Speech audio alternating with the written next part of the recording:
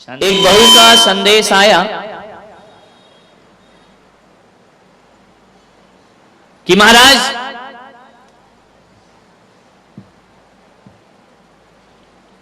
आपने कल बहुत कुछ बोला, थोड़ी हमारी भी विनती सुन लो। आपने बोला कि लड़ाई झगड़े की जड़ कोई है तो बहू है, थोड़ा बहुओं की पुकार भी सुनो। इनका बात तो सही है। मैंने कहा समस्या क्या है? बोली समस्या एक ही है। बोली समस्या एक ही है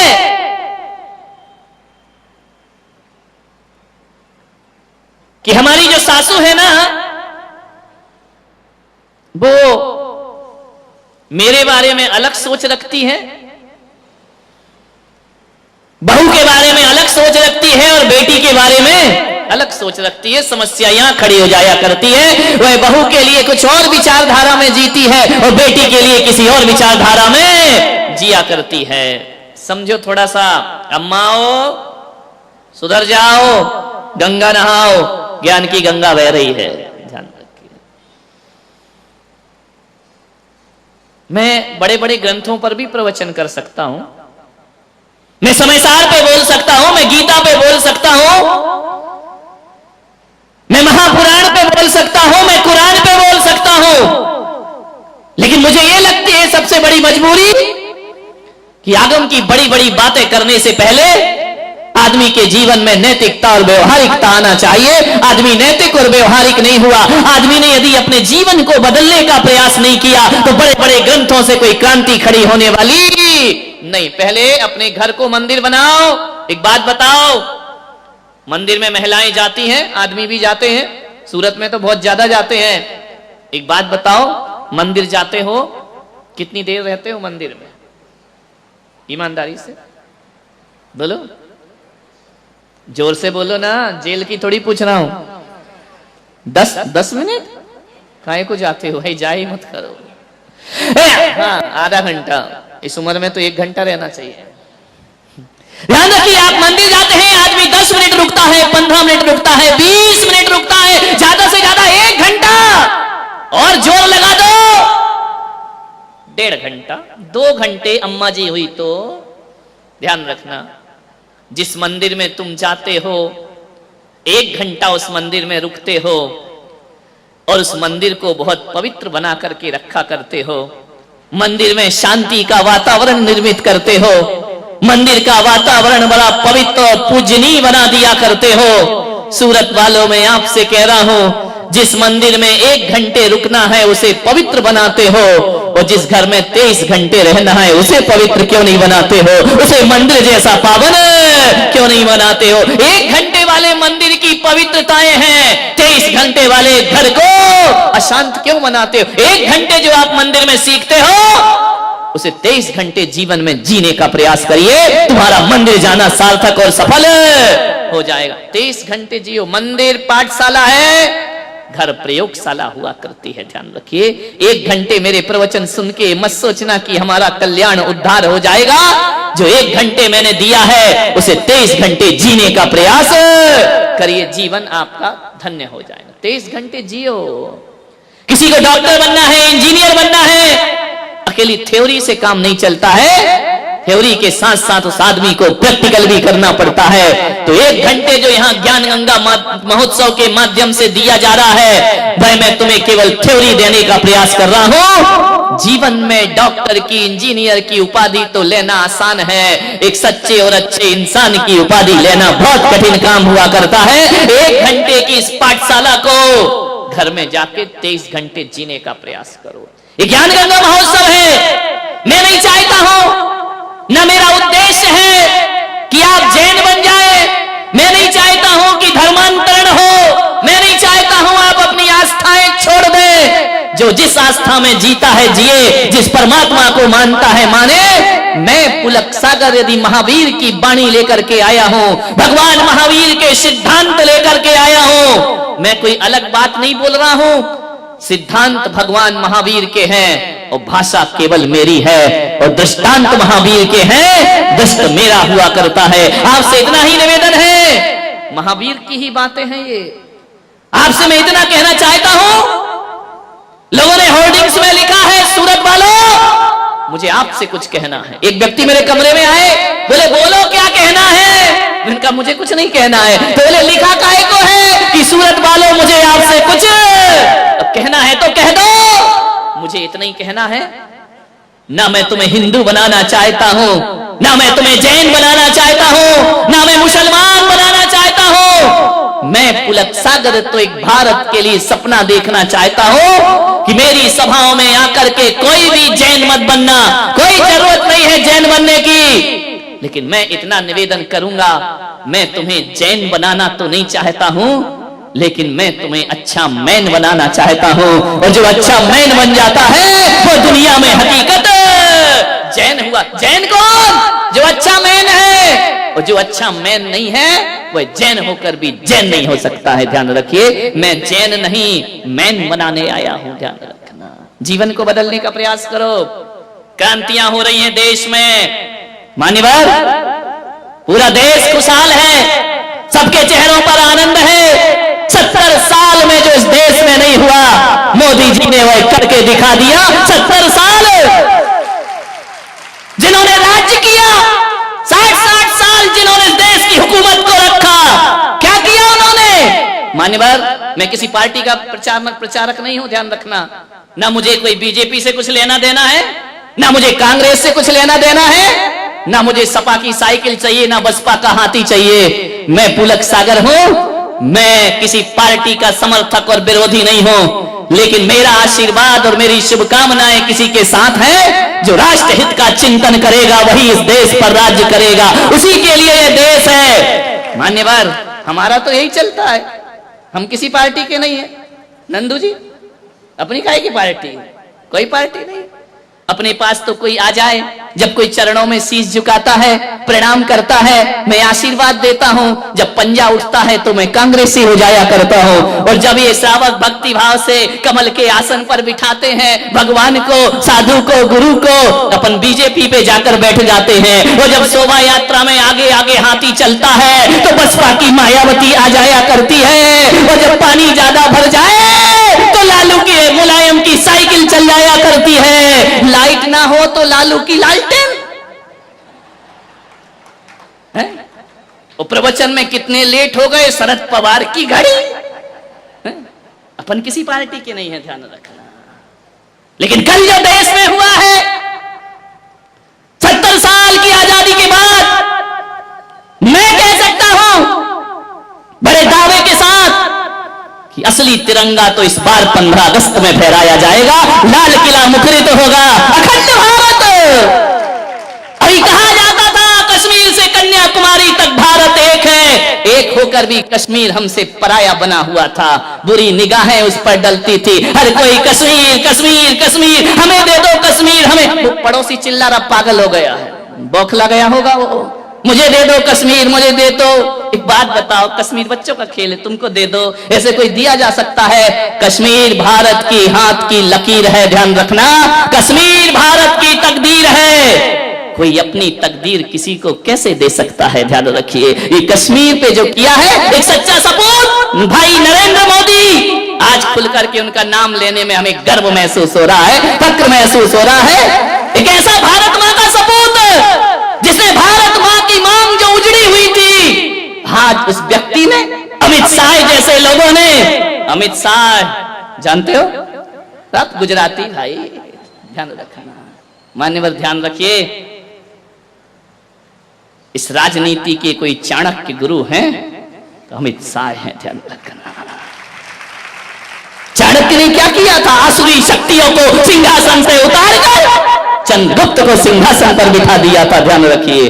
मान्यवर, वो चंद्रगुप्त भी अंत समय जैन धर्म स्वीकार करके समाधि करते हैं, और अमित शाह भी जैन वंश में पैदा होकर के भारत की राजनीति का गर्व से माथा ऊपर उठा दिया करते हैं। आज उन सपूतों ने वो किया है, मेरी भारत मां की मांग में जो बरसों से कोई नहीं कर पाया, उसकी मांग में अरे अपनी माँ की मांग में लाल सिंदूर तो सब भरते हैं, लेकिन आज केसरिया सिंदूर भर दिया भारत माता की मांग में, सदा सदा को उसे सौभाग्यशाली बना दिया है। 70 साल से जो लोग नहीं बौखला रहे हैं, कई लोग पगला रहे हैं, ये क्या हो गया, हमें पता ही नहीं, हमारे साथ धोखा हुआ। ये देशद्रोह की भाषा है। जो कश्मीर को एक करने में उसका विरोध करते हैं, मैं कह सकता हूं कि वह देशभक्त तो कभी नहीं हो सकते हैं, वह भारत माता के सपूत नहीं हो सकते हैं। किस तरह से घटनाएं घटी, क्या मोड़ दिया, ध्यान रखना। मैं कह सकता हूं मोदी जी ने जो काम किया है, आने वाला युग उन्हें युग पुरुष कह करके बुलाएगा, एक लोहे पुरुष कह करके उन्हें याद करेगा। ये जो उन्होंने कहा वो करके दिखाया। बड़े कमेंट्स हुए, अच्छे दिन आ गए, अच्छे दिन आ गए, कुछ चिल्लाए, इन अच्छे दिनों से तो बुरे ही दिन अच्छे थे। 5 साल, अरे बोले इतना समय 5 साल मोदी जी ने क्या किया? अरे मेरे भाई 70 साल में जो गंदगी तुमने फैलाई है, उसे बटोरने में 7 साल तो लगेंगे एक आदमी को, उसे साफ करने में 7 साल तो लगेंगे। और उन्होंने वह करके दिखा दिया।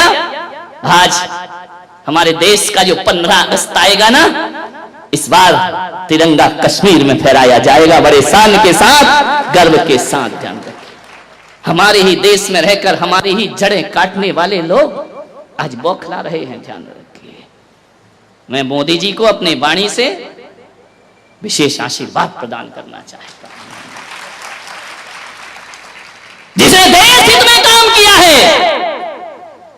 न आगे कोई, न पीछे कोई। एक बात याद रखना, इस देश का कल्याण वही कर सकते जिनकी बीवी नहीं है। समझ में आ रहा? नहीं नहीं, एक आध को छोड़ दो। समझ में आ रहा? ना उन्हें बहू मिली ना बहुमत मिला, उनको छोड़, उनका कोई मतलब नहीं है। एक बार राहुल गांधी ने अपनी मम्मी से पूछा, मुझे शादी क्यों नहीं हो रही, मुझे बहू क्यों नहीं मिलती है? मालूम है दिग्विजय सिंह ने कहा, तेरी मम्मी की वजह से। बोले क्यों? बोले जहां जहां जाती बड़ी बड़ी सभाओं में बोलती है, मुझे बहू मत दो। समझ में आया क्या? मुझे बहू तो नहीं दो तो रहोगे कुंवारे। ध्यान रखना। मान्यवर, गर्व से मस्तक ऊंचा उठा है। कश्मीर, इस पर चर्चा मैं 15 अगस्त को करूंगा। आज विषय मेरा दूसरा है। लेकिन इतना बड़ा काम हो और संत अपनी दुआएं ना दें तो वो धर्म संत नहीं हुआ करता है।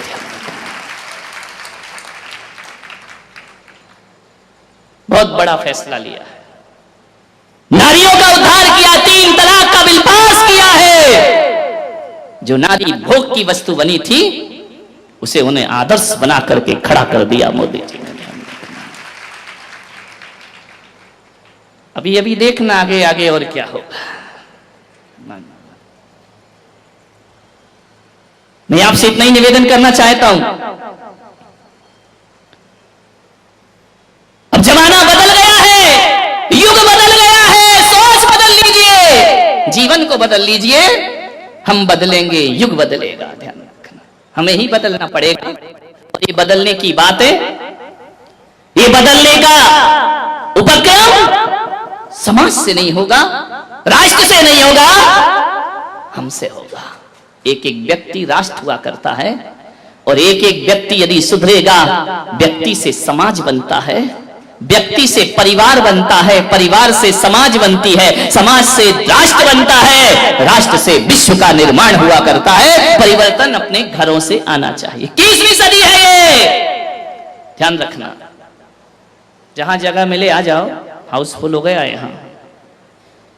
साइड में जहां भी मिले इस साइड आ जाओ, बैठने की थोड़ी वॉलंटियर व्यवस्था करें। अशोक जी, पंडाल फटेहाल, विचार करिए। तो मैं कह रहा था कि घर से व्यवस्थाएं सुधारिए, घर से जीवन सुधारिए, अपने घर को मंदिर जैसा पवित्र बनाने का प्रयास करिए। 1 घंटे की पूजा पाठ से जीवन में मंगल होने वाला नहीं है। एक बात याद रखना, पूरी जिंदगी को पवित्र बनाना पड़ेगा। बहू ने कहा कि महाराज, हम यदि अपने घर में कुछ करते हैं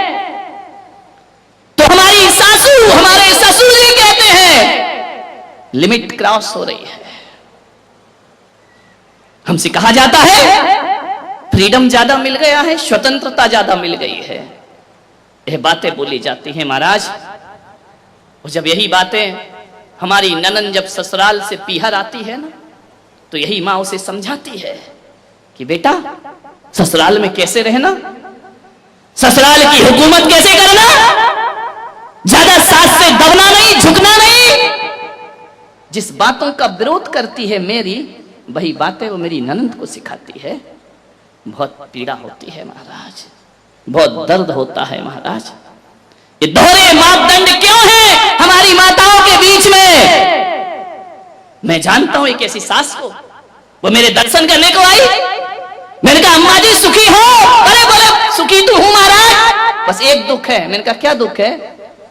बोले जो बहू आई है ना, तो मैंने कहा क्या हो गया उसको? अरे बोले कोई तमीज नहीं, माँ बाप ने कुछ नहीं सिखाया उसको।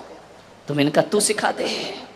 अरे बोले महाराज देखने गए थे, शादी की थी जब तो बड़ी सुशील लग रही थी, 8 बजे तक सो के नहीं उठती है, पूरा घर उठ जाता है, वो सोती रहती है, बड़ों को बड़ा नहीं समझती, छोटों को छोटा नहीं समझती, बड़ी बेरुखी से बात किया करती है। बहुत दुखी हूं महाराज, जब से ये बहू आई है मेरे जीवन में नरक हो गया। मैंने कहा और मामा जी बेटियां कैसी हैं? अरे बेटियां, अरे क्या बताऊं महाराज, क्या किस्मत लेकर आई हूं मैं, क्या पुण्य कमाए थे किस जन्म में। मैंने कहा क्यों क्या हुआ? बोले ऐसे कंवर साहब मिले हैं, ऐसे कंवर साहब मिले हैं। मैंने कहा कैसे मिले हैं? अरे हीरा है हीरा। मैंने कहा कैसा हीरा? बोले बेटी को उठने तक नहीं देता, चाय बना के दे देता है, और जो बेटी कहती है वही करता है। कौन से जन्म में मैंने ऐसे पुण्य कि ये दोहरे मापदंड। बहू को कहती है किस्सों के समय पे नहीं उठती, और दमाद से कहती दमाद हीरा है। बेटी की जुबान पे बात नहीं आती और कंवर साहब पूरा कर दिया करते। पिक्चर दिखाने ले जाते हैं, घुमाने ले जाते हैं, बाहर खिलाने ले जाते हैं। तर गई महाराज बेटियों की तरफ से। तो मैं ध्यान रखना, तू तर नहीं गई, तू मर गई, ध्यान रखना। विचार ये स्थिति हमारे घरों की। बहू के लिए उसी चीज पर पाबंदी और बेटी के लिए उसी चीज की शिक्षा। ये दोहरे मापदंड नहीं चलेंगे, ध्यान रखिए। निवेदन है मेरा, मैं ससुर से और सासुओं से निवेदन कर रहा हूं, दोहरे मापदंड मत रखिए। एक जानते हो, एक महिला मंदिर आई, अम्मा जी रास्ते में मिली, नमोस्तु महाराज, प्रणाम प्रणाम। उनका अम्मा जी बड़ी खुश दिख रही है। बोले बहुत खुश हूं महाराज। मैंने कहा क्यों? मैंने कहा कितने बच्चे हैं तुम्हारे? बोले 4 बेटियां हैं। 4 बेटियां सुखी हैं? सुखी तो क्यों नहीं रहेंगी? जब मैंने उनकी शादी की थी ना, तो महाराज क्या बताऊं तुम्हें, मेरा भी दिमाग ऐसा चला। मैंने कहा अपनी लड़कियों की शादी वहां करूंगी जिस घर में सास नहीं है, और सास नहीं है तो हुकूमत अपने हाथ में। इतनी मैंने कहा 4 मिल गए, ऐसे हमारे 4 मिल गए, राम लक्ष्मण भरत शत्रुघ्न से। सास नहीं है उस घर में। इतना राज करती हैं हमारी बेटियां, जो कहो वो होता है। तो मैंने कहा अम्मा जी और कोई कमी जिंदगी में? बोले एक कमी है। मैंने कहा क्या? बोले जो हमारा लड़का है ना। मैंने कहा हाँ। बोले 35 साल का हो गया। समझ गए क्या? ऐसी बातें आपको डायरेक्ट समझ में आती हैं। बोले 35 साल का हो गया महाराज। तो मैंने कहा हो गई नहीं। अरे बोले ऐसा नहीं, अभी तक कुंवारा बैठा है, शादी नहीं हो रही उसकी, बस एक तकलीफ है। मैंने कहा अम्मा जी लड़की देखने वाले नहीं आते क्या? बोले बहुत आते हैं, रिश्ते तो इतने आ रहे, लाइन लगी है। जो आता है लड़के को देखता है, घर जाता है, कहता जवाब देंगे, आज तक जवाब ही लौट के नहीं आता है। हम इंतजार ही करते, कुंडली भी मिल जाती है, लेकिन शादी नहीं हो रही है। मैंने कहा अम्मा जी नहीं होगी। बोले क्यों, कोई शनि की दशा लगी है क्या? मैंने कहा दशा नहीं लगी, दशा बैठी है। बोले मतलब क्या है? मैंने कहा तूने 3 बेटियों के लिए संकल्प लिया था ना कि जिस घर में सास ना हो वहां दूंगी, तो और बेटी वाले भी तो हैं। मैंने कहा जब तक तू रहेगी लड़का कुंवारा रहेगा, ध्यान रखना। और जिस दिन तो दुनिया से चली जाएगी उस दिन लड़के के फेरे लग जाएंगे। दोहरी नीतियां मत चलो मेरे भाई, ध्यान रखना। दोहरे मापदंड मत रखिए। बेटी के लिए अलग व्यवहार, बहू के लिए अलग व्यवहार। बेटी 4 दिन को आती है, VIP ट्रीटमेंट मिलता है। बहू 24 घंटे साथ रहती है, 2 दर्जा मिला करता है। क्या बात है कि एक सास 10-10 साल की हो गई बहू शादी हुए, आज भी उसे बहू ही समझती है। ध्यान रखना, आज तक उसे बेटी नहीं समझ पाई, आज तक उसे बहू का ही दर्जा दिया जाता है, आज तक वो पराया जीवन ही जीती है। मान्यवर, आपके घर में नहीं है, मैं आशीर्वाद प्रदान करता हूं, अच्छा घर हो, लेकिन कहानी उन घरों की है जहां बहुएं प्रताड़ित की जाती हैं। ध्यान रखिए, कोई जरूरी नहीं है कि बहू ही सास को प्रताड़ित करती हो, सास भी कुछ कम नहीं है मेरे भाई। ध्यान रखना, ये भी बहुओं को बहुत उलाहने दिया करती हैं। मानो बहुएं, ताली तो बजा दो, आज तुम्हारे पक्ष में बोल रहा हूं मैं। ध्यान रखिए, कौन बोला आज किसने सद्बुद्धि दे दी? बहुत बढ़िया, जय हो पंचम काल की। विचार बहुत परेशान होती है आज बहुओं की स्थिति वह है घरों में। उस बहू ने कहा महाराज बहुत पीड़ा होती है हमें भी, हम भी परिवार छोड़ के आए हैं, हम भी इस घर को अपनाते हैं, लेकिन इस घर ने हमें आज तक अपनाया नहीं। क्या होता, क्या फर्क पड़ता है? एक बात बताओ, सासुओं से मैं पूछता हूं, बेटी कब आती है तुम्हारे घर में गर्मी की छुट्टियों में? यहां रोज नाश्ता कौन बनाता है? बेटी आके बनाती है, बहू बनाती है? बहू बनाती है ना। रसोई कौन बनाती है? बहू बनाती है। चलो नौकरानी होगी, निर्देश तो बहू देती है ना, देखती है ना। बीमार हो जाओ तो बहू आके पूछती है, बीमार हो जाओ तो दवाई भले झुंझला के दे, गुस्से से दे, देगी बहू ही, पड़ोसिन देने वाली नहीं है। ध्यान रखना, कुछ भी करेगी, तकलीफ हो, दुख हो, संकट हो, बहू ही साथ में आती है। बेमन से आए या मन से आए, साथ तो बहू ही देती है ना। सुबह से उठती है, तुम्हारी व्यवस्था करती है, नाश्ता बनाती है, खाना बनाती है। एक बात ध्यान रखो, आप ईमानदारी से बताना, एक संत की सभा में बैठे हैं, बहू ज्यादा काम करती है या बेटी ज्यादा काम करती? ईमानदारी से बताना, बहू ज्यादा काम करती है ना, तो उसके बाद भी बेटी प्यारी क्यों लगती है, बहू प्यारी क्यों नहीं लगती है? वह उससे ज्यादा काम करती है, उससे ज्यादा ख्याल रखती है। बेटी तो 4 दिन को आती है, बहू जीवन भर साथ रहा करती है। एक बात याद रखना, भारतीय संस्कृति में किसी भी बेटी को लक्ष्मी नहीं कहा जाता है, बल्कि बहू को लक्ष्मी कह करके बुलाया जाता है। ध्यान रखना, किसी बेटी को किसी ने लक्ष्मी कहा है, कन्या भले कह दिया जाए, लेकिन लक्ष्मी का रूप नहीं दिया जाता है। रक्षा बंधन पर बेटी की जरूरत पड़ती है, लेकिन दीपावली जब आती है तो बेटी की नहीं, हाथों में दीप लिए हुए बहू शोभा दिया करती है। दीपावली तो बहू की हुआ करती है, दीप जलाती है। रक्षाबंधन पे तो राखी बांधकर चली जाएगी, मिठाई खाएगी, कुछ पैसे भी ले जाएगी। ध्यान रखना, कमर साहब आएंगे, खाएंगे, मजे लेंगे, लास्ट में बोल देंगे मजा नहीं आया, धत तेरे की, मर गए कर करके, उनने कह दिया मजा नहीं आया। बहू तो घर में ही रहती है ना, बहू तो लक्ष्मी है ना।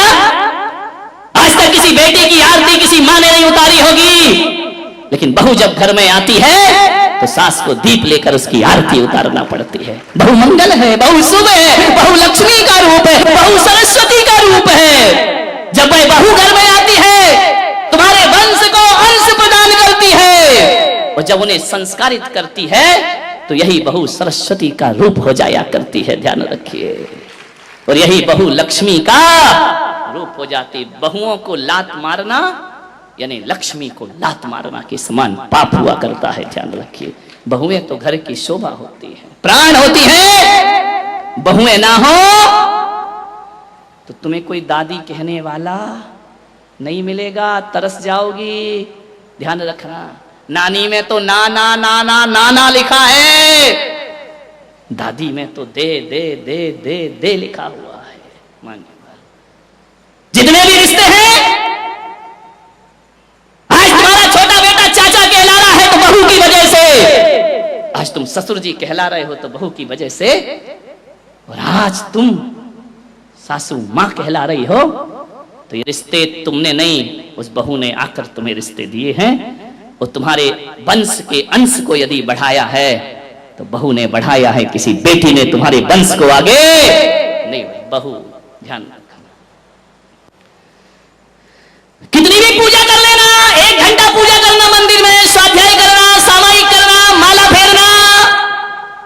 भगवान महावीर ने कहा है शरीर और आत्मा में भेद करोगी तो सम्यक दृष्टि हो जाओगी, और बहू और बेटी में भेद करोगी तो मिथ्या दृष्टि हो जाओगी। ध्यान रखना, बहू बेटियों में भेद की रेखा मत खींचिए।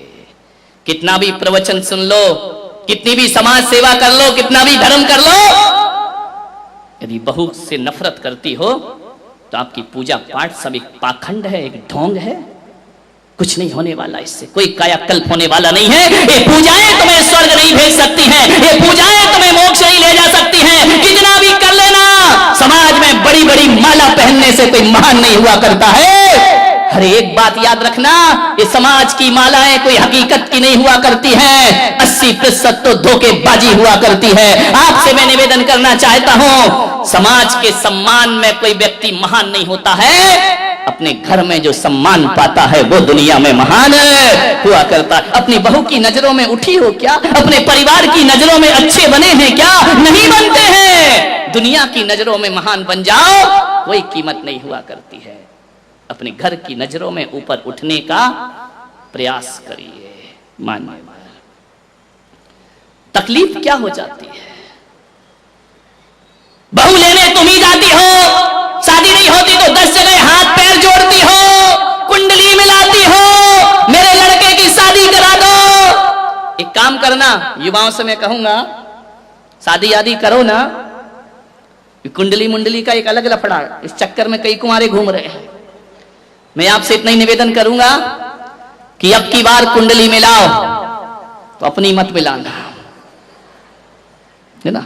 किसी भी पंडित को दिखाना तो कहना जो लड़की मेरे घर आ रही, देख उससे मेरी माँ की कुंडली मिल रही है या नहीं मिल रही है, मेरे पास उसे कितना रहना है, सबसे ज्यादा तो सासू के साथ गड़बड़ घर वहीं से होता है। क्योंकि जो बहू आएगी अधिक से अधिक समय भाई परिवार में गुजारती, तुम्हारे साथ कितना गुजारेगी? सुबह जाओगे थके हारे दुकान जाओगे, शाम को लौटोगे दुकान से, रात को घंटे 2 घंटे बात करोगे, फिर नींद लग जाएगी, फिर चले जाओगे। गड़बड़ तो महाभारत कहां से शुरू होती है? बहुओं से और सासुओं से। मान क्या तकलीफ हो जाती है बहू के आने पर? एक बात बताओ, तकलीफ केवल इतनी है कि एक मां अपने बच्चे को, अपने बेटे को अपने अनुसार पालती है, अपने अनुभव से पालती है, अपने जीवन की दिशा से, दृष्टिकोण से पाल के बड़ा करती है। बच्चा मां के अनुसार पलता है। स्कूल से आता है, मम्मी मेरा बैग कहां है, मम्मी मेरे जूते कहां है, मम्मी मेरे कपड़े कहां है, मम्मी मेरा खाना कहां है, मम्मी को ढूंढता है बच्चा। जब तक शादी नहीं होती, ध्यान रखना, मम्मी को ही तो ढूंढता, मम्मी मम्मी हर चीज में मम्मी, बाजार चलना मम्मी, शॉपिंग करना मम्मी। ध्यान रखना, हर जगह मां के साथ घूमता है बच्चा। एक बात याद रखना, हर जगह वह मां को तलाशेगा, तकलीफ नहीं होती वहां। दुख है तो मां, सुख है तो मां, कहीं जाना है तो मां पापा, इसके अलावा कुछ नहीं होता है। लेकिन एक तकलीफ थोड़ी सी हो जाती है कि जब शादी होकर के वह आता है तो थोड़ा समय उसे पत्नी को भी देना पड़ता है। ध्यान रखिए, और जब ये समय हमारे समय में से कटने लगता है ना, तो मां को तकलीफ होने लगती है। ध्यान रखिए, ये नेचुरल बातें हैं, प्रैक्टिकली बातें हैं कि पहले आते साथ बेटा मां को ढूंढता था, अब बहुत से काम ऐसे हैं जो पत्नी के हवाले हो जाया करते हैं।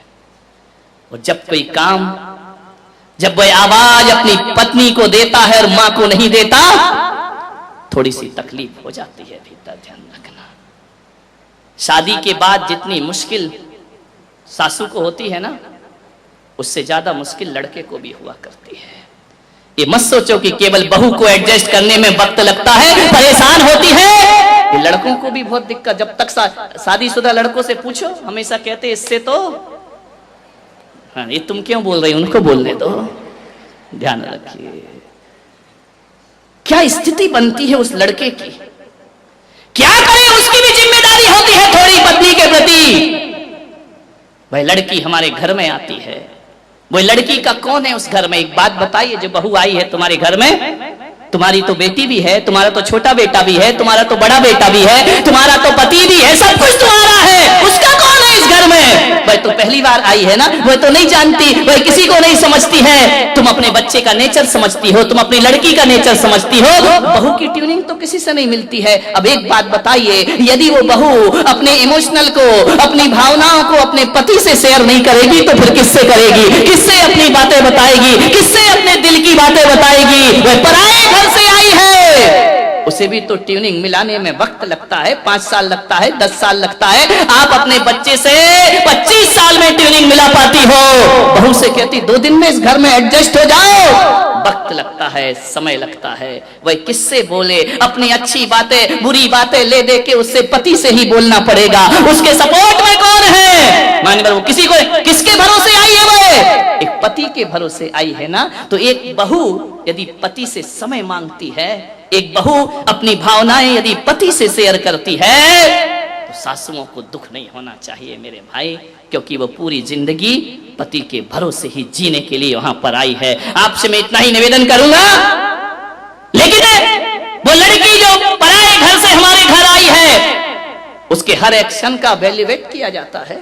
वह क्या कर रही है, कैसे बोल रही है, कैसे चल रही है, कैसे खिला रही है। ज्यादा हंस रही है तो आफत है, नहीं हंसती है तो आफत है, रो देती है तो आफत है। सुबह सुबह जल्दी उठ जाए, काम करे तो सासू कहती डिस्टर्ब मत कर, लेट हो जाए, अभी तक सो रही है। ध्यान रखना, कितनी निगरानी रखते हो एक बहू पर, ध्यान रखिए। मान्यवर, थोड़े से जीवन को बदलिए। हर बात वो पति से ही कहेगी और ये उसका हक है, ध्यान रखिए। समझने को तैयार क्यों नहीं होते हो? उसकी जिंदगी का मजिस्ट्रेट कौन है? उसके जिंदगी का जज कौन है? पति के लिए ही वह शादी करके आती है, ध्यान रखिए। मान्यवर, मां की पीड़ा यह होने लगती है कि अब बेटे पर बहू का कब्जा होने लगा है। दर्द केवल इतना है कि बेटा हाथ से गया, बेटा क्या करे बेचारा। अब शादी के बाद भी तुम्हारे साथ शॉपिंग करने जाए क्या? शादी के बाद भी तुम्हारे साथ पिक्चर देखने को जाएगा? शादी के बाद अरे एक आध बार चला भी जाएगा। कभी तो उसको अपनी पर्सनल लाइफ जीने दो, ध्यान रखिए। मान्यवर, लोग कहते हैं कि बहुएं परेशान है, जहां तक मेरा अनुभव है बेटे बहुत परेशान है। यदि अपनी पत्नी की बात वो मां से शेयर करता है, पत्नी का पक्ष थोड़ा सा मां के सामने लेता है, तो मां कहती अच्छा 4 दिन की आई जोरू का, बेचारा करे क्या सुन सुन के। यदि पत्नी का पक्ष ले लिया तो जोरू का गुलाम होता है, और पत्नी की ना सुने तो पत्नी कहती है अभी तक मां की उंगली पकड़ के चलोगे, बड़े कब होगे तुम।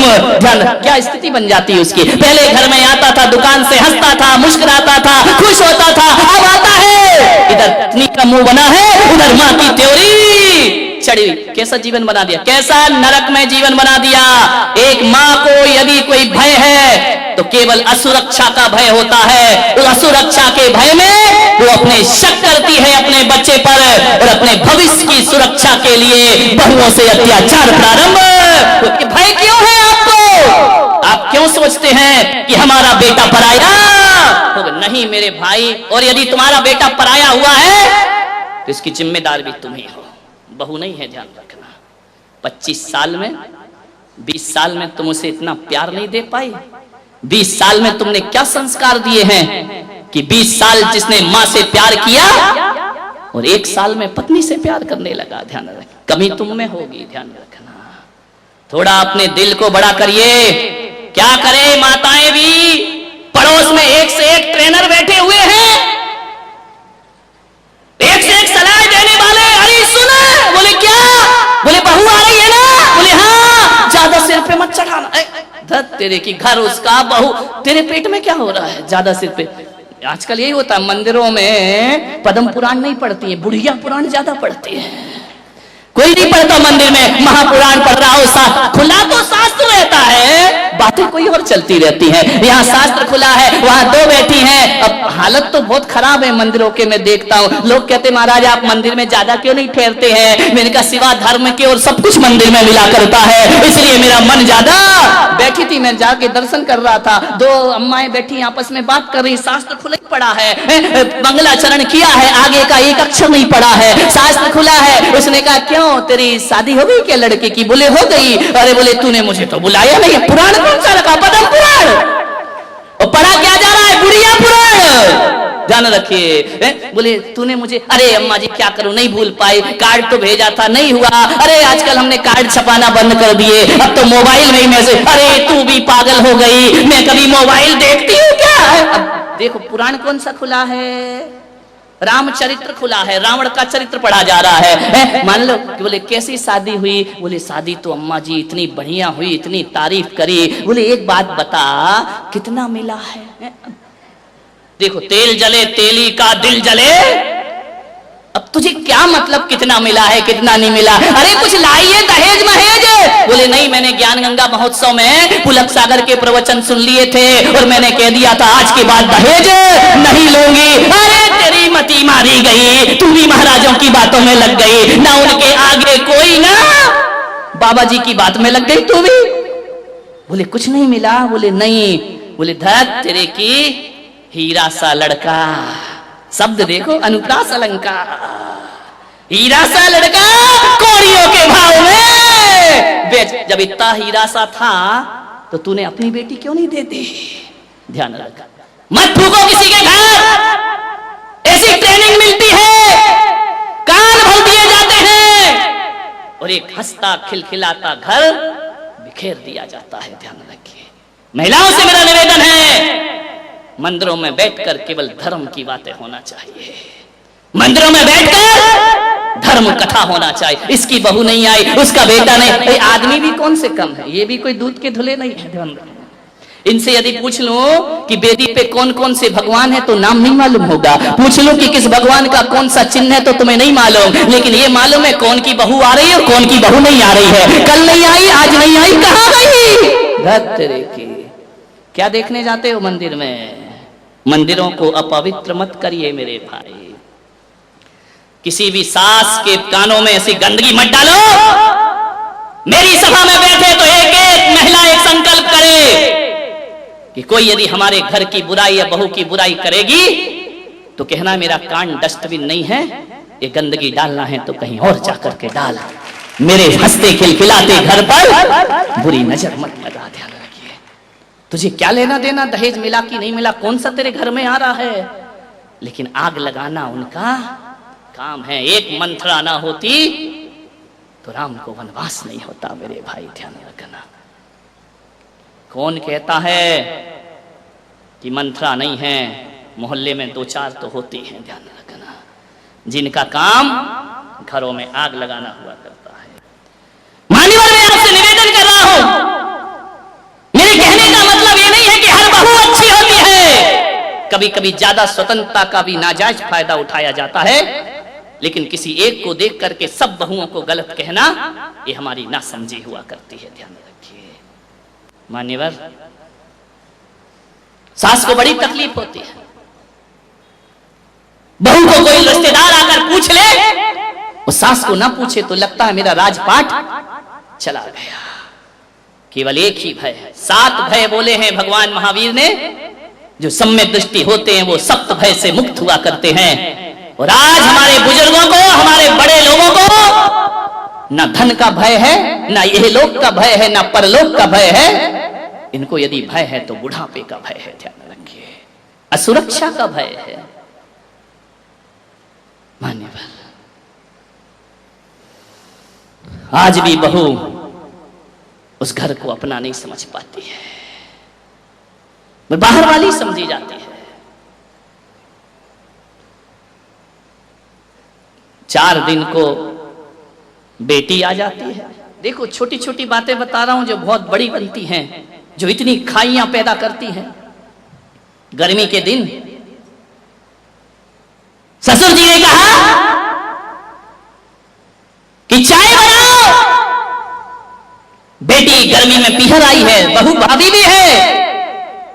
बेटी ने कहा पापा जी बनाती हूं। अम्मा कहती बेटी तू क्यों बनाएगी? बोले क्यों? भाभी है ना, तू तो 4 दिन को आई, आराम कर ले। तू भी तो ससुराल से आई है, थोड़ा सा आराम कर ले, चैन से रह ले। भाभी है ना, वो चाय बना देगी। अब ये शब्द यदि बहू के कान में पड़ गए, ध्यान रखना, एक प्याला चाय बनाने में बेटी कमजोर नहीं हो जाती, उसका बीपी नहीं बढ़ जाता, वो बेहोश नहीं हो जाती। ध्यान रखना, एक प्याला चाय में कोई बहुत बड़ी मेहनत का काम नहीं था। लेकिन जब कोई सास ये शब्द बोलती है ना कि तू आराम कर, भाभी बनाएगी, ध्यान रखना, एक प्याला चाय ने तुम्हारे दिलों की दूरियां बढ़ा दी। ध्यान रखिए, छलनी हो जाता है उस बहू का सीना। क्या फर्क पड़ता है यदि बेटी बना लेती तो। और मैं तो इन बेटियों से भी हाथ जोड़ के निवेदन करता हूं, 4 दिन को आई हो, पीहर में आग लगा के मत जाओ। ध्यान रखिए, आधी आग तो ये लोग भी लगाती हैं। आ गई क्या रक्षाबंधन पे, मिठाई खाओगी और आग उगल के जाओगी। ध्यान रखना, इतनी समर्पण दिखाती है पीहर में आकर के अपने माँ बाप के लिए, पूरी बिछी जाती, मेरी मम्मी मेरे पापा, मेरी मम्मी मेरे पापा। भाभी तू ये नहीं करती है, भाभी तू सम्मान नहीं करती, भाभी तू इज्जत नहीं करती है। ये 4 शब्द, इतना प्रेम, गजब। ऐसा लगता है कि तुम्हारी मम्मी की शुभचिंतक केवल तुम ही हो। बेटा तो दुश्मन पैदा हुआ है, कंस पैदा हुआ है घर में। बेटे का कोई लगाव नहीं है, कोई अटैचमेंट नहीं है तुम्हारी माँ से, सब कुछ तुम्हारा है। इतना भाई को व्यंग करोगी शादी के बाद, भाभी को व्यंग करोगी शादी के बाद, तू मम्मी का ख्याल नहीं रखता, तू पापा का ख्याल नहीं रखता है, इतनी बातें कर रही हो और ससुराल को नरक बना रखा है। ध्यान रखिए, इतनी ईमानदार होती तो तुम्हारी ससुराल भी स्वर्ग जैसी बन गई होती। जितना समर्पण माँ बाप को दिखाती हो ना 4 दिन में, उतना सास ससुर को दिखाओ, पलकों पे बैठोगी ससुराल में जाकर के। ध्यान रखिए, सोचना है, ससुराल नरक बना है, पीहर सुधारने की बातें करती है। प्लीज अपने पीहर में आग मत लगाइए। अधिकतर झगड़े तभी होते हैं जब ननंद घर में आती है। नंद गले का कौन बोला फंद। ध्यान रखिए, मान्यवर मत। अरे आपको तो धन्यवाद देना चाहिए अपनी भाभी को कि मुझे मेरे माँ बाप ने पाला पुसा कर बड़ा करके विदा कर दिया पराए घर में। मैं अपनी माँ का उतना ध्यान नहीं रख पाती। भाभी तू धन्य है कि बुढ़ापे में मेरी माँ का ध्यान रखती है। ये तुम्हारी समझदारी होती है। उस भाभी को सीने से लगाओ, उस भाभी को धन्यवाद दो, उस भाभी को प्रोत्साहन दो, उस भाभी का मान बढ़ाओ, एहसान मानो उसका। तुम तो शादी करके चली गई, बुढ़ापे में साथ तो वही देने वाली है। ध्यान रखिए। लेकिन तुम आके मम्मी के कान में कुछ डालती हो, भाभी के कान में कुछ और डालती। महाभारत खड़ी कर, जिस घर में बेटियां का इंटरफेयर होता है ना, उस घर में सुख कभी नहीं आ सकता है। ध्यान रखिए, इतना ज्यादा किसी की पर्सनल लाइफ पर डिस्टर्ब करने का प्रयास मत करिए। आपसे निवेदन है, समझदार हो जाइए। अरे बेटा इतने जल्दी पराया नहीं होता है। बेटे ने थोड़ा समय पत्नी को दे दिया, इसका मतलब थोड़ी है कि वो माँ बाप से प्यार नहीं करता है। बेटे ने थोड़ा सा समय पत्नी को ज्यादा दे दिया तो वो तुमको इग्नोर कर रहा है। ये मानसिकता हटाइए। समय भले भी देता हो, बेटा तो बेटा हुआ करता है ना। मान्यवर, आपसे निवेदन है बड़ी विनम्रता के साथ, अरे कभी एक बार अपनी बहू को बाहें फैलाकर गले से लगाने का प्रयास किया करो। कभी बोला करो कि मेरी बेटी, जो साथ बेटी नहीं देती वो तू मेरा साथ दे रही है, तू मेरा ख्याल रखती है, 24 घंटे मेरे साथ रहती है। कभी तो उसे सीने से लगाया करो। बेटी को सीने से लगाते हो लेकिन बहू को सीने से नहीं लगाते हो। मान्यवर, मैं जानता हूं एक सास को बरसी तप की है उसने, एक साल के उपवास किए।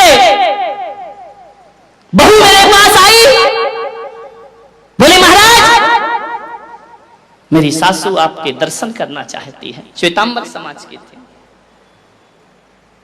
मैंने कहा 4-5 बजे ले आना, दर्शन दे दूंगा। 80 साल की वह सास बहू लेकर के आई उसे। उसने कहा महाराज इन्हें आशीर्वाद दो, बरसी तप कर रहे हैं, 1-1 साल से उपास करे हुए हैं। मैंने देखा कि 80 साल की उम्र में इतनी बड़ी तपस्या कर रही है।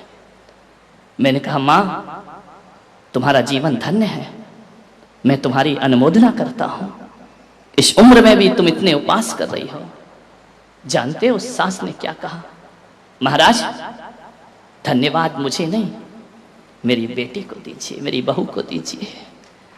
मैंने कहा उपास तुम कर रही हो, धन्यवाद उसे? बोले महाराज इतना प्यार और इतनी सेवा तो मेरी बेटी, मेरी औलाद नहीं करती जो सेवा मेरी बहू किया करती है। धन्यवाद इसे दो महाराज, मैं उपास करके बैठती हूं, ख्याल ये रखती है। मैंने कहा कि महाराज के दर्शन करना है, इसने सब काम छोड़ करके मुझे आपके चरणों में लाई है। बेटी से कहती हूं तो जवाब दे देती है, बहू ने नहीं दी। बहू ने नजरें झुकाई। महाराज ये अम्मा जी हैं, ये तो बोलती हैं, ये मेरी मां से भी बढ़कर मुझे प्यार किया करती हैं। सास ने कहा कि नहीं महाराज आप इसे आशीर्वाद दो, और मैं तो ये कहती हूं मेरी तपस्या का पुण्य भी मेरी बहू को लगना चाहिए। मैंने कहा इतना प्रभावित क्यों हो बहू से? बोले महाराज ये बहू नहीं है, देवी है इस घर की। एक सास के मुंह से ऐसे शब्द निकले, सोचो बहू का जीवन धन्य हो जाया करता है, उसके जीवन में सुख शांति का भंडार हो जाया करता है। सास ने कहा कि महाराज मैंने संकल्प लिया कि बरसी तप का उपवास करूंगी, और जब से मैंने 1 साल से व्रत कर रही हूं, ये बहू पीहर नहीं गई, नहीं जाती। वो पीहर से खबर आती है, भाई लेने आता है, पिताजी लेने आते हैं। मैं कहती हूं बेटा चली जा पीहर, माँ बाप से मिल ले। वो कहती मम्मी आज आपका उपवास है, मैं कैसे जा सकती हूँ? और जब दूसरे दिन पारणा करती हूं ना, तो कहती है जहां मेरी मां पारणा कर रही है उसे छोड़ करके पीहर कैसे चली जाओ? ये जाती नहीं है, 1 साल से पीहर नहीं गई है, केवल इसलिए कि मैं बरसी तप करती हूं। महाराज असली तप मेरा नहीं, असली तप तो इस बहू का हुआ करता है, ध्यान रखिए। मैं आपसे पूछना चाहता हूं, क्या तुम्हारी बहू ने अपने साल भर में 2 साल में जब से घर आई है एक भी काम अच्छा नहीं किया है? किया होगा ना, कुछ तो अच्छा करती होगी ना, कि कुछ अच्छा नहीं करती है? उसने जिम्मेदारी ली है। जब बच्चा जवान हो जाता है उसकी जिम्मेदारी तो बहू उठाती है ना, उससे तो तुम्हें बचाती है ना, समय पे उसे नाश्ता देती है, खाना देती है, उसका ख्याल रखती है, उसके कपड़ों का ख्याल रखती है। इतना बोझ तो तुम्हारा हल्का किया है ना उसने। एक गलती कर दे 1000 बातें सुनती है। कभी अच्छा करे तो पीठ थपथपाया करो सासुओं, तुम्हारी भर को स्वर्ग बनने में ज्यादा टाइम नहीं लगे। अरे बोल दिया करो मेरी बेटी तू कितना ख्याल रखती है इस घर का। मान्यवर हमारी जुबान कितनी लड़खड़ाती है बहू की प्रशंसा करने में, कितनी कंजूस हो जाया करती है। अरे इसको थोड़ा सा सांत्वना दो, प्रोत्साहन दो, बहू को आगे बढ़ाओ। हाँ यदि कोई बहू एक गलती करे तो 10 गालियां पड़ती हैं उसको, कभी अच्छा काम करे तो धन्यवाद नहीं देती हो। कभी पानी मंगाया कि बेटा 1 गिलास पानी लेकर आ, और बहू ने ला करके दे दिया तो बोला करो बेटा धन्यवाद, ध्यान रखिए तूने मुझे पानी पिलाया है। मान्यवर बहुत बदल गई है दुनिया। बहू को देख करके माताएं अपने बेटों पर शक करने लगती हैं कि हमारा बेटा हमारे हाथ में नहीं है। प्लीज ऐसा वातावरण घर का मत बनाइए। मान्यवर आपसे एक ही निवेदन करूंगा, लड़कों से भी निवेदन करूंगा, घर में 4 लोग होंगे कहां सुनी होगी। तुम्हारी बहुत बड़ी तपस्या है घर को स्वर्ग बनाने में। तुम्हें मां की बातें भी सुनना है और पत्नी की बातें भी सुनना है। एक आदमी को मैं जानता हूं, टिफिन लेकर के अस्पताल जा रहा था। रास्ते में एक दोस्त मिला, उसने कहा कहां जा रहा है? बोले टिफिन लेकर अस्पताल जा रहा हूं। मालूम है उस दोस्त ने कहा क्यों, क्या हुआ? बोले मेरी पत्नी सीरियस है, अस्पताल में एडमिट है, रोज खाना लेकर मुझे जाना पड़ता है। बोले यार तू क्यों जाता है खाना लेकर? बोले क्यों, जब वो स्वस्थ थी तो रोज मुझे खाना देती थी, आज अस्वस्थ है तो मेरा भी फर्ज है कि उसे ले जाकर के खाना देना चाहिए। कब तक बीमार है? बोले उसकी याददाश्त चली गई है। उस दोस्त ने कहा पागल है क्या, जब वो तुझे पहचानती रही है, जब उसकी याददाश्त ही चली गई है तो तू टिफिन लेकर क्यों जाता है? किराए का टिफिन भेज दिया कर, वो कौन सा तुझे पहचानती है, कौन सा तुझे जानती है? ऐसे दोस्त मिलेंगे भड़काने वाले, घरों को तोड़ने वाले। जानते उस लड़के ने क्या कहा? तू सही कह रहा है कि उसकी याददाश्त नहीं है, लेकिन एक बात बता दे मेरे दोस्त, याददाश्त उसकी खोई है, याददाश्त मेरी तो नहीं खोई है ना, मेरी तो मेमोरी है ना, मेरी तो याददाश्त है ना। उसने खोई उसकी मजबूरी है, लेकिन मेरी याददाश्त तो मजबूत है, मेरी मेमोरी तो लॉस नहीं हुई है ना। तो बोले क्या मतलब? बोले मेरी मेमोरी नहीं जा सकती है, क्योंकि जब मैं एक दिन ऑफिस में बैठा था और जब उसे फोन गया कि तेरे पति की तबीयत खराब है, उसने आओ देखा रहता हो, उसने स्कूटी उठाई और मेरे लिए भोजन लेकर के भागी, लेकिन रास्ते में दुर्घटना घट गई, उसका एक्सीडेंट हो गया। वो आई तो मेरे लिए थी ना, टिफिन लेकर तो मेरे लिए आई थी ना, एक्सीडेंट हो गया, उसकी मेमोरी चली गई। अरे जब पत्नी मेरे लिए टिफिन लेकर के भाग सकती है तो एक पति का भी फर्ज है कि उसके लिए वह भोजन लेकर के जाए। उसने आज जो हालत हुई है वह मेरी वजह से हुई है, उसकी याददाश्त में उसने मुझे भुला दिया हो, लेकिन मैं मरते दम तक अपने बीवी के इस काम को नहीं भुला सकता हूं। ध्यान रखिए, फर्ज है आपका। दिन भर पिसती है वह भी घर के काम करती है, वह भी तनाव टेंशन। क्यों बहुत बड़ी कोई सयानी लड़की तो आती नहीं, 15 साल 20 साल 25 साल 30 साल की बेटी, उसके भी अपने ख्वाहिश हैं, उसके भी अपने अरमान हैं, उसके भी अपना कोई जीवन है, उसकी भी अपनी आकांक्षाएं हैं। सुबह से उठती है, सारे काम करती है। नारी तेरा जीवन क्या है? ऐसी जिंदगी हो जाती इस नारी की, अबला तेरी यही कहानी, आंचल में है दूध और आंखों में पानी। अबला तेरी क्या करे वो, माँ की नहीं सुने सास की तो वो चिल्लाती है, पति की नहीं सुने तो पति चिल्लाता है, ससुर को समय पे ना दे तो वो चिल्लाता है, और तो और बच्चों का टिफिन ना लगाए तो बच्चे चिल्लाते हैं। ध्यान रखिए, यदि जॉब करती है तो ऑफिस में लेट हो जाए तो बॉस चिल्लाता है।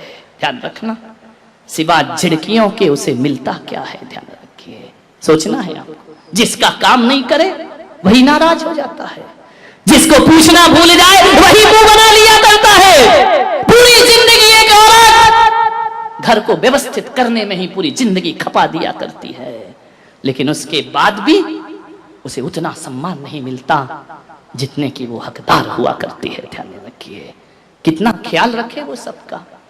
और तो और बेचारी महाराज जाए तो उनकी व्यवस्था में लग जाती है, टिफिन बनाती है, रखती है, घर को एडजस्टमेंट करती है, महाराज के चौके में जाती है, धर्म करती है, हर काम। कौन सा काम नहीं करती है? एक पति ने अपनी पत्नी से कहा तू करती क्या है दिन भर घर में? पत्नी ने कहा मैं कुछ नहीं करती। बोले क्या करती है? कमाता मैं हूं, पैसा मैं लाता हूं, तू क्या करती है दिन भर? उसने कहा ठीक है, सूरत की रही होगी। उसने कल बताऊंगी मैं क्या करती हूं।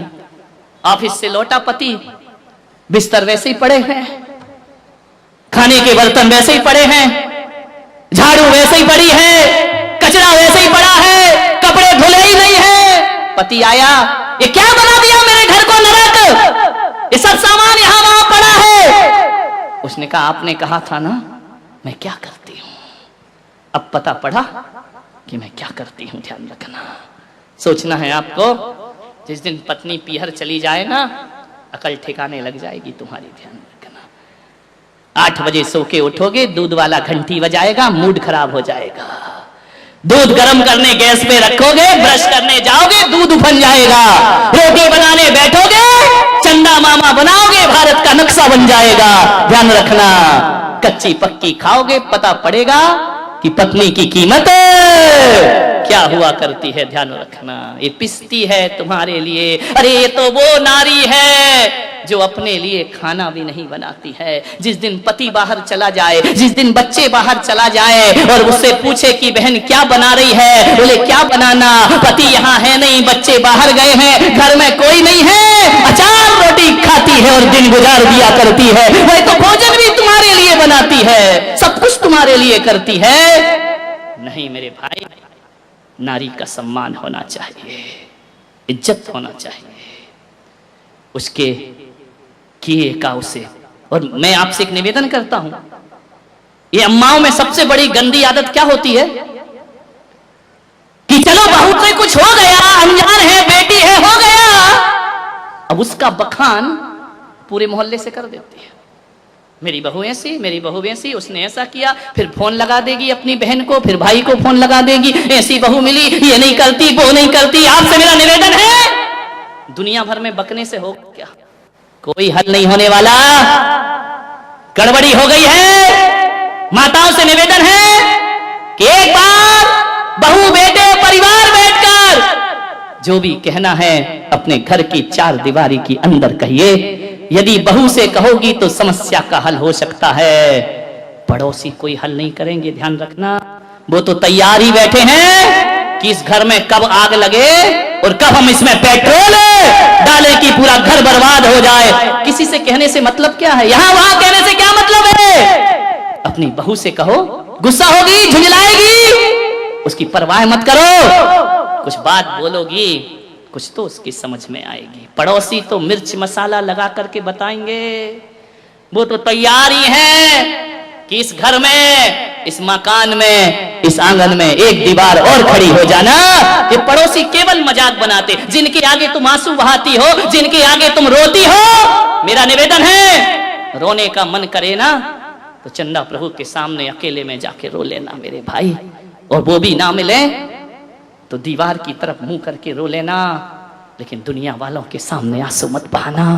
ये तुम्हारे आंसुओं का मजाक बनाते हैं, ध्यान रखिए। ये बाहर से तो तुम्हें संवेदना दिखाते हैं, भीतर भीतर तो तालियां बजाते हैं कि आ गया मजा, हो गया इनका घर बर्बाद। मत बोलिए, घर में चार लोग बैठकर फैसला कर सकते हैं आप, मान्यवर।